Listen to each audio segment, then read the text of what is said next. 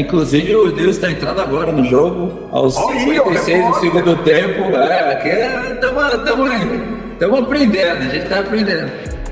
Arnaldo, eu acredito que assim, a janela do São Paulo ela foi responsável, digamos assim. Ela não é boa. Assim, eu não gosto de julgar os meninos, até porque eles não jogaram ainda e eu não os conheço.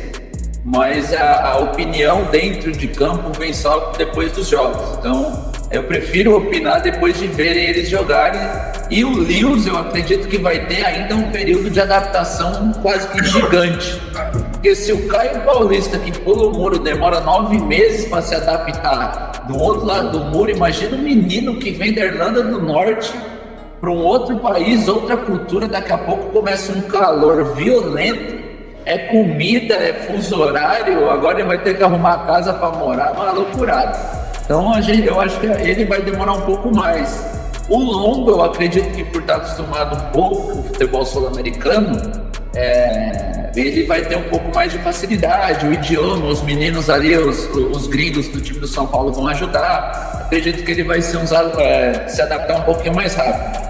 Tecnicamente, num contexto geral, eu acho que ela foi de médio para fraca. Financeiramente, ela foi completamente responsável. Acho que o São Paulo entende o momento, não faz nenhum tipo de loucura, até porque a gente não sabe o que vai ser das próximas fases de Copa do Brasil e Libertadores.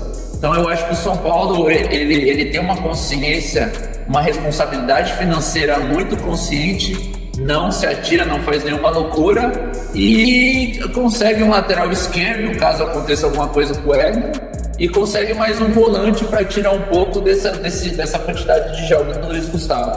Então eu acho que numa visão geral ela foi ok, digamos assim. Nem ótima e nem horrível, foi uma janela responsável, foi uma janela até que normal. Então, Renan, sabe o que acontece? O Wilson falou responsável, eu pensei em colocar na enquete a alternativa responsável. E só para completar o que ele disse, né? Dos 20 clubes da Série A, o São Paulo foi o 13º em investimento na janela. De 20 clubes foi o 13º. Lembrando que antes do Jamal Lewis e do Santilon, o São Paulo tinha contratado o Marcos Antônio e o Juan, zagueiro, que ainda não estreou, né? Então foram 4 no total, os 4 por empréstimo, né? Os 4 jovens, né? Não é nenhum jogador mais veterano, né? O São Paulo tem já alguns veteranos. E eu também queria te perguntar o que você achou da janela, Renan. A gente depois fala um pouquinho sobre esses dois jogadores. O Wilson já tocou na questão da adaptação, que eu acho que também concordo com ele, é bem diferente, né? O Longo jogando aqui no Belgrano, estava jogando Sul-Americana contra o Atlético Paranaense. E está em atividade, e o Lewis na Irlanda do Norte e tal, já estava na data FIFA.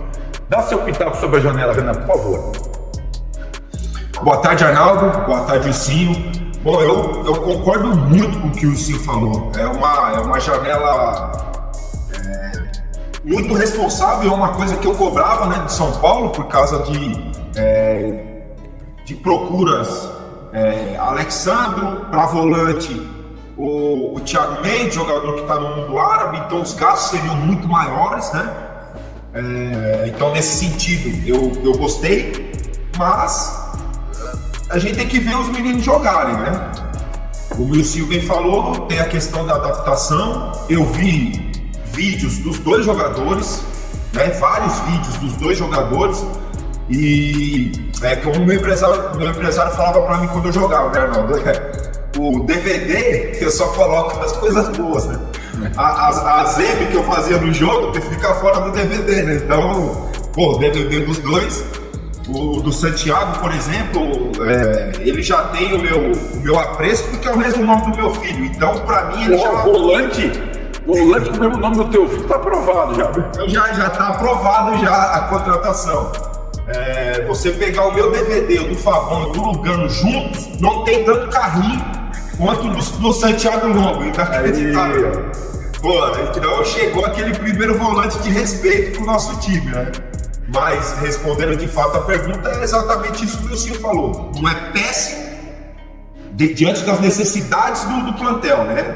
Para o que o elenco precisava, necessitava. Não é péssimo, mas também não é, quem sabe, aquilo que o torcedor esperava, principalmente na posição de lateral esquerdo, que é a mais carente há muito tempo, né?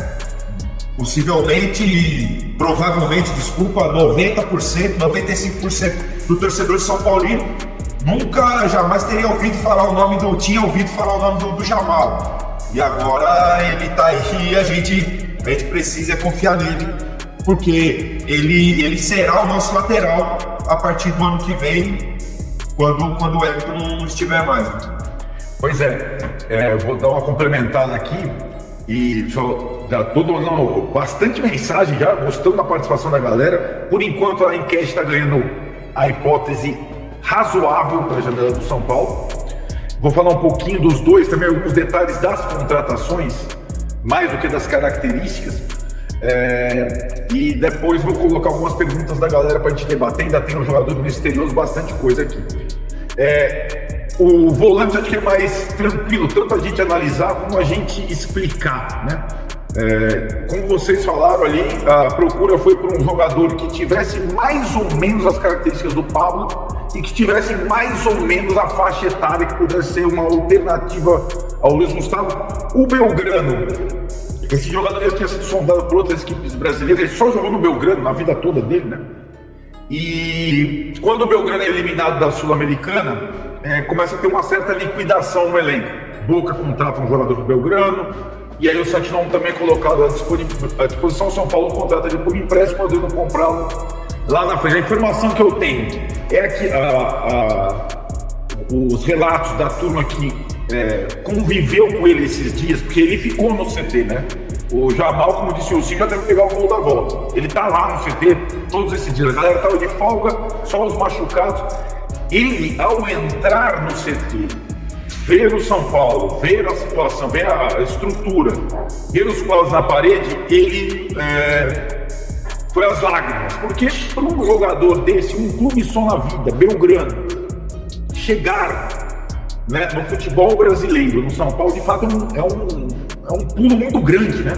Ele já estoura aquela idade de você jogar, ter a pretensão de jogar na Europa e tal, 26, mas no Brasil, então é uma grande chance para ele, né? Então acho que ele vai, e com esse apetite nos carrinhos, Renan, olha, ele acho que vai comer a grana. E é possível que ele já esteja à disposição no jogo contra o Cruzeiro, que é no final de semana depois da data FIFA. O jogo do Atlético, que é antes, Copa do Brasil, eles não estão inscritos ainda. O Jamal Lewis é aquilo, o São Paulo tentou isso mesmo. Alexandre, na hora H, Flamengo, com a contusão do Vinha, trouxe a proposta de, sei lá, 1.800.000, como falaram aí. São Paulo não chegaria nem a 1 milhão. É um patamar de salário que o São Paulo só paga para o Lucas e não teria, e assim mesmo é um sacrifício, não tem condição. O São Paulo tentou o Wendel, aí seria quase uma loucura titular da seleção, ou um dos jogadores da seleção do Porto, numa negociação que poderia envolver o Moreira. O Moreira tem muito cartaz do futebol português, porque ele tem a cidadania, né? Ele defende a seleção sub-20. O São Paulo até tentou, o Wendel não conseguiu. O São Paulo não cantou o Alex Telles, que acabou indo para o Botafogo, por não achar que fosse o perfil. E aí o Jamal Lewis é aquilo, dica do scout, empresário, cara que conhece ele da Premier League, da segunda divisão, jogou com o Sara, né, Gabriel Sara no Norwich. E aí os caras hoje, eu peguei os gráficos que esses caras analisam lá, não é só o DVD, né, Renan?